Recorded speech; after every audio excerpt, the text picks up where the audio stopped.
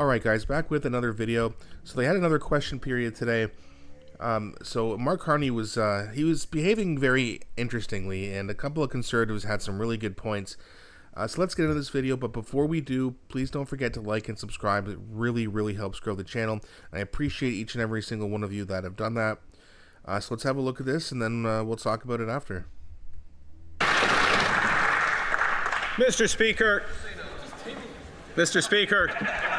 we take note of last night's motion. But what Canadians deserve, what Canadian provinces deserves, is a health care transfer, is a transfer for child care, is a transfer for dental care, is a transfer to support affordability. Yep. That's what's in the main estimates, and we expect the support of members opposite. The right honourable member for Edmonton West. Mr. Speaker, I realize he's new here, but all those things would be in a budget if you table one.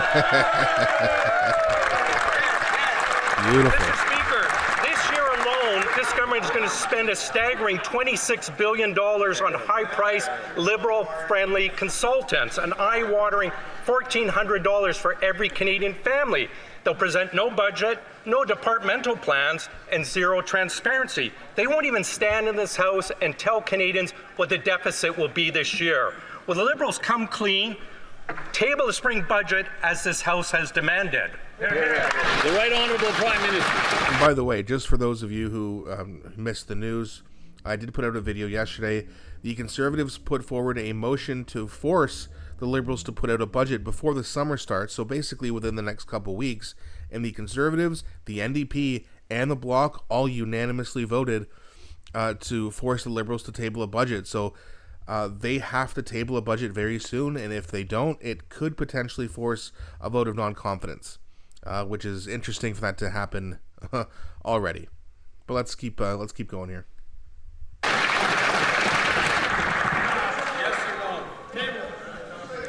Mr. Speaker, unlike the member opposite, I know the difference between main estimates and budget. Unlike the member opposite, I know how to grow. Unlike the member opposite, I know how to grow this economy. Why is he screaming? I know how to grow an economy. Okay, and when have you ever done that? Is he talking about his days in the UK? Was he talking about when he was Justin Trudeau's advisor for 5 years? Seems like you know how to break a lot of things, but I don't see you fixing or building anything.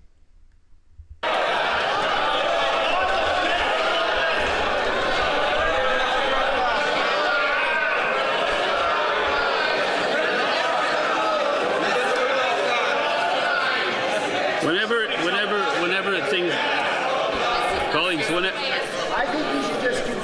whenever things get to the point where I can't hear, that's when I stand up and halt time. So would the Right Honourable Prime Minister like to back up a bit and take another run at it? Thank you, Mr. Speaker. I will speak softly. Unlike the member opposite, I know the difference between a main estimate and a budget. And unlike the members opposite, we know how to grow this economy without spending money. And that's why we're proposing. Wait. I'm sorry, I've been pausing it a little bit too much, but did he just say we know how to grow an economy without spending money? I can't remember the actual number, but they've spent a lot of money thus far. Billions, or wasn't it like 73 billion or something like that? Did he really just say, like, of all parties to say that, the Liberal Party, who does nothing but spend, knows how to grow an economy without spending money? Wow. I guess we all learned something today. Proposing a bill to build one Canadian economy out of 13, and all the provinces and Quebec agree. Hear, hear. The honourable member for Portneuf-Jacques-Cartier. All right, now they get into the French part, but I do have another part here.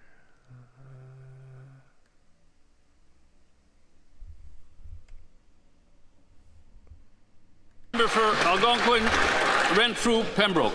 Mr. Speaker, The House has spoken. Parliament is demanding a budget this spring. The Liberals have already broken their promise of a spending cap. A budget is more than a big book of spending. It tells us how much it's going to cost. How much are they going to raise taxes? How much are they going to borrow? The Liberals have no plan to manage the debt. Mr. Speaker, will the Liberal minority government listen to the majority of Parliament and table a budget this spring? I bet they won't answer. The Honourable Minister of Transport and Internal Trade. Mr. Speaker, our government does have a plan, and that plan is what we discussed yesterday in Saskatoon with the premiers from across the country. I do have to agree with the leader of the bloc. It was a love-in, and it was a love-in because the premiers, Liberals, Conservatives, NDP, agree now is the time to build Canada, to build one Canadian economy. It will add $200 billion to our economy. All of us in this House should support that. The Honourable Member for Sarnia-Lambton, Saskatchewan. Mr. Speaker, yesterday our motion to have the government table a budget this spring was passed here in this House.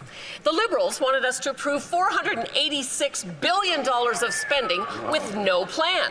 $20 billion of that revenue was supposed to come from the elbows up counter tariffs, but secretly, during the election, the Prime Minister and Cabinet signed the order to cancel them while telling Canadians they were still going to fight with dollar-for-dollar tariffs. So, will the Prime Minister listen to Parliament, table a spring budget, and explain where the extra $20 billion is going to come from? Let me guess, they won't answer. The Honourable Minister of Energy and Natural Resources.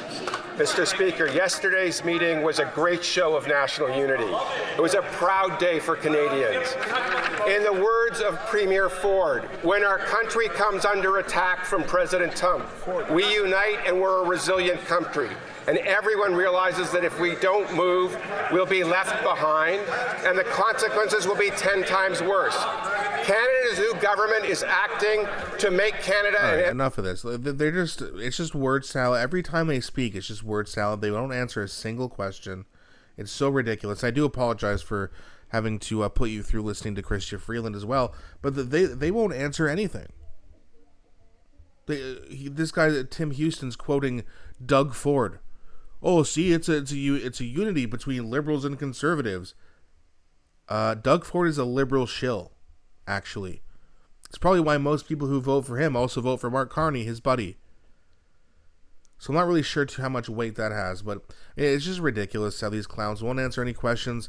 The conservatives really got under Mark Carney's skin there. I mean, he starts yelling and waving his finger, wagging his finger at people. That's when you know you've got him uncomfortable. And maybe he's not liking his job too much anymore. I mean, it's not like he's had an awful start or anything like that. Oh, wait. Oh, wait. He has had an actual awful start. It's been really bad, actually. But we'll have to see what happens with their budget. Does it get passed? Do they actually table one? Do they face a vote of non-confidence? Does that pass? Probably won't. I don't want to get people's hopes up by saying, "Oh, we're gonna have an election in the spring or fall." In the fall or winter. But I really don't think we're gonna have it.